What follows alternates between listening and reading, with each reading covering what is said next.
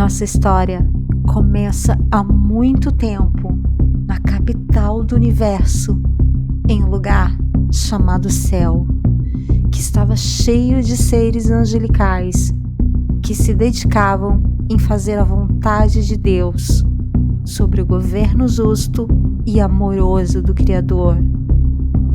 Todo o céu desfrutou de uma existência de felicidade e bem-aventura perfeita. O príncipe supremo do céu e comandante dos anjos era o filho do trono todo-poderoso e amoroso de Deus, conhecido pelo nome que ele adotou quando veio à Terra, Jesus. Ele era um propósito em mente com Deus, o Pai, sobre a regra compassiva da Trindade. O céu provou ser um lugar de maravilha, paz e alegria para cumprir os mandamentos de Deus. A multidão celestial era guiada por um anjo extraordinário, criado por Deus para ser o líder de todos os anjos. Essas criaturas poderosas e inteligentes, conhecidas como serafins e querubins, encontravam-se, em sua maioria e maior alegria, em cumprir as ordens do Todo-Poderoso. Segundo a Bíblia, havia um querubim chamado Lúcifer, que significa Portal da Luz. Ele era o maior dos seres criados por Deus e ocupava a posição mais próxima do trono celestial, abaixo somente de Jesus.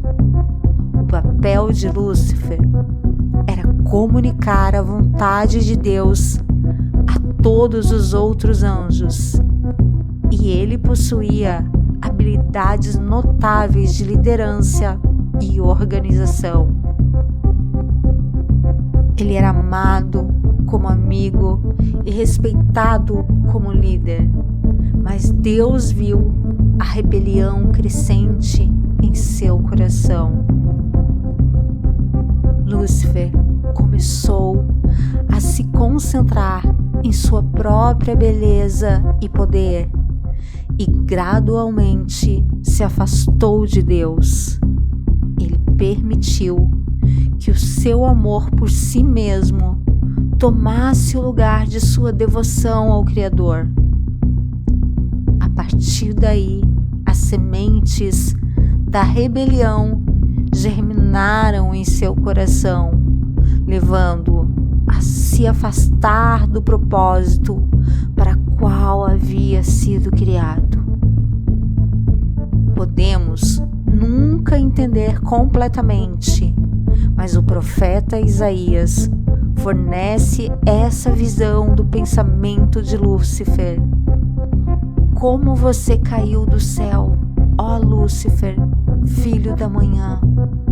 Como foi jogado à terra, você que enfraqueceu as nações!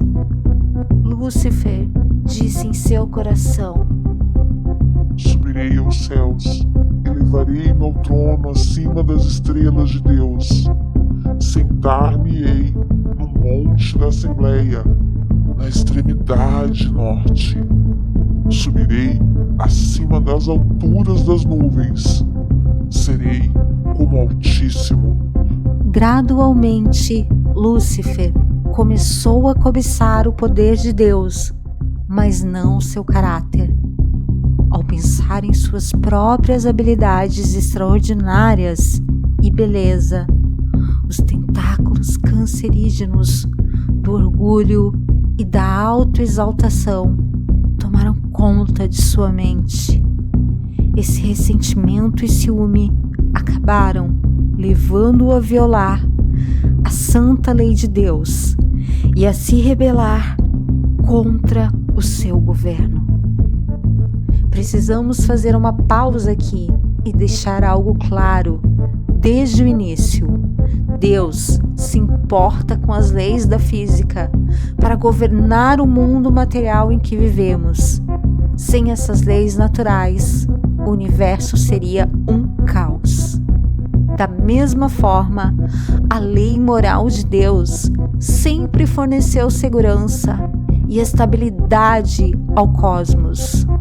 Alguns acreditam que os 10 mandamentos não existiam até que o Senhor entregou a Moisés no Monte Sinai. No entanto, as Escrituras nos ensinam que os princípios da lei de Deus existiram por toda a eternidade, pois eles são o próprio fundamento de seu reino celestial de amor. Os 10 mandamentos são feitos em verdade e retidão. Eles são um resumo do caráter de amor de Deus. Os 4 primeiros mandamentos descrevem quem Deus é, seu poder, seu território e autoridade. Os 6 últimos descrevem como Deus é, sua honestidade, sua pureza e sua fidelidade. Todas essas coisas sempre foram verdadeiras e sempre serão verdadeiras. Agora, pela primeira vez na história da eternidade, Lúcifer começou a violar esses princípios perfeitos. Ele sabia que, se algum dia compartilhasse o poder e o status de Deus, precisaria de apoio. Então, ele foi para o trabalho e começou a circular tortuosamente entre outros anjos, plantando sementes de dúvida e desordem e descontentamento em relação à liderança de Deus.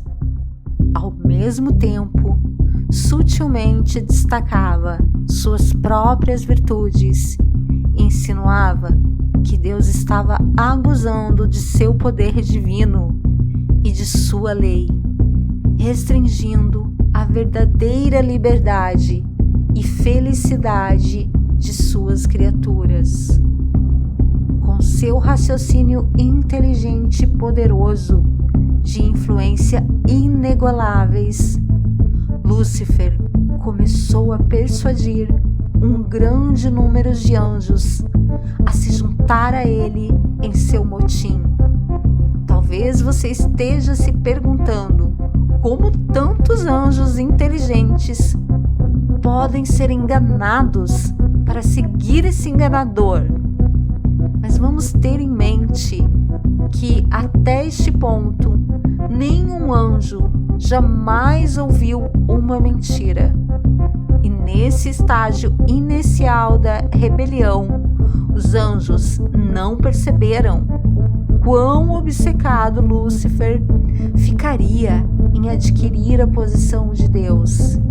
Eles não sabiam que ele acabaria se curvando para torturar e matar o próprio Filho de Deus, em uma tentativa de tomar o seu trono. Estranhamente, Lúcifer pensou que poderia esconder esse verdadeiro propósito de Deus. Ai daqueles que buscam profundamente esconder seus conselhos longe do Senhor, e suas obras estão no escuro. Dizem que quem nos vê e quem nos conhece não pense por um momento que a rebelião de Lúcifer surpreendeu a Deus ou o pegou desprevenido. O Senhor sabe de todas as coisas, inclusive os pensamentos de suas criaturas.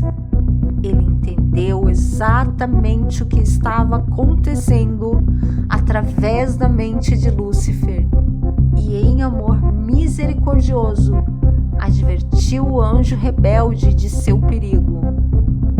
Mas no final, o orgulho e o amor próprio não permitiram que Lúcifer se arrependesse. Então, ele escolheu a rebelião aberta contra Deus, em vez da obediência e humildade. Alguns se perguntam se isso significa que Deus criou um anjo defeituoso. Não, mas ele criou Lúcifer com a liberdade de escolha.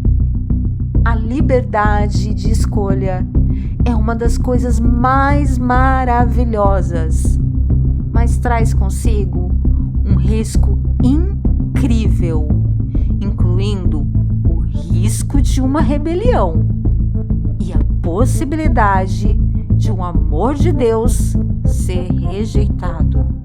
Você vê o amor verdadeiro e é sempre uma escolha. O amor verdadeiro não pode vir de uma criatura pré-programada e não pode ser forçado. Deve ser dado voluntariamente. Por exemplo, um cachorrinho robô pode parecer fofo e me dar atenção, mas ele nunca pode me amar de verdade, pois está apenas seguindo instruções programadas. Por outro lado, um cachorro de verdade pode escolher me amar e, com o tempo, nosso relacionamento cresceria e se fortaleceria.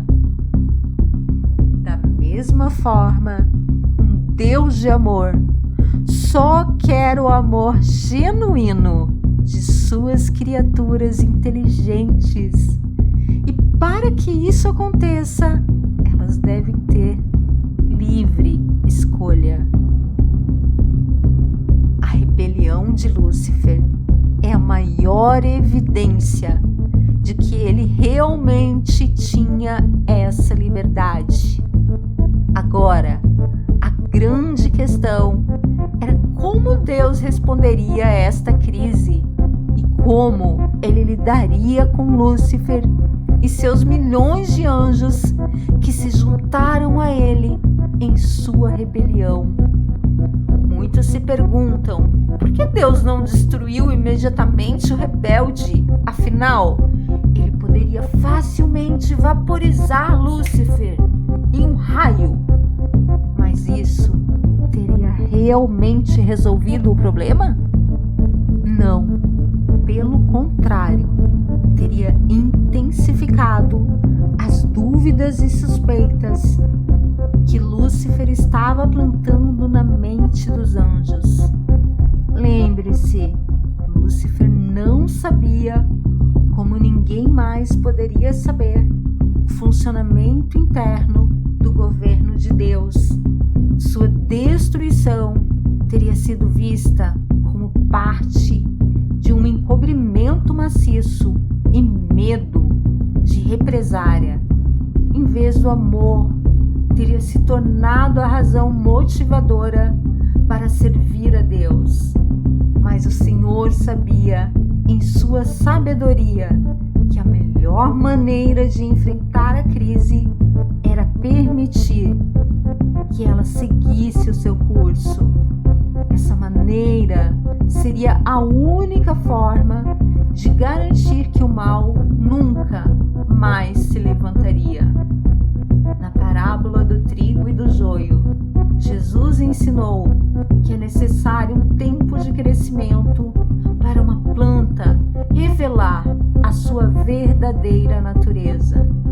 Em sua infinita sabedoria, Deus sabia que com o tempo o verdadeiro caráter de Lúcifer seria exposto e o fruto amargo de sua rebelião se tornaria evidente para todos. Até então, os cidadãos do universo não estavam familiarizados com o pecado e suas consequências, mas isso mudaria quando vissem a terrível natureza destrutiva do pecado. Afinal, a sabedoria e o amor do governo de Deus seriam vindicados para sempre e o universo seria protegido. O Senhor sabia que não haveria paz se os rebeldes pudessem permanecer no céu. Então, uma linha deveria ser traçada, ação tomada e os rebeldes despejados. Mas Lúcifer e seus apoiadores nunca iriam se render pacificamente.